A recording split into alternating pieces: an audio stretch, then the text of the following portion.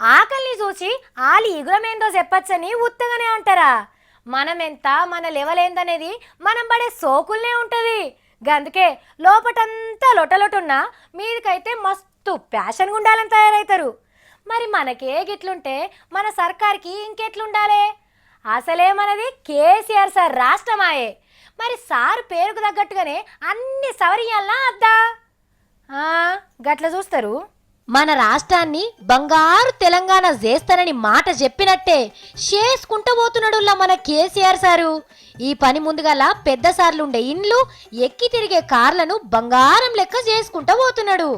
మరి రాజసొంటి కేసీఆర్ సార్ కొత్త కొత్త బండ్ల మీద తిరుగుతుంటే సారేలు వడిలా కింది పక్కుండే జిల్లాల కలెక్టర్లు, చిన్న కలెక్టర్లు పాతాటిలలో తిరిగితే ఏమిల్వా?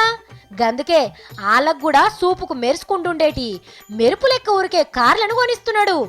ఎంత తక్కువ ఒక్కదానికి 25 లక్షల విలువ గల కార్లను వాళ్ళ చేతులలో పెడుతున్నాడు. ఇక సార్లందరూ ఎండ తెలవకుండా కడుపుల సల్లగదలకుంటా పోయి తెలంగాణను బాగు చేస్తారన్నట్టు. మరి మొన్ననే పోలీసులకు కూడా పెద్ద కార్లను కొనిచ్చిండు. ఇప్పుడు కలెక్టర్లు ఇక రేపు కడమ ఆఫీసర్లందరికి కూడా గిట్లనే కొనిచ్చి తెలంగాణ ఇలువను బగ్గా పెంచుతాడు కావచ్చు కేసీఆర్ సారు. మరి పైసలు లెక్కేంది చెప్పుండ్రి, సూపుకు సోకు ఉండాలగని అని అంటున్నారు.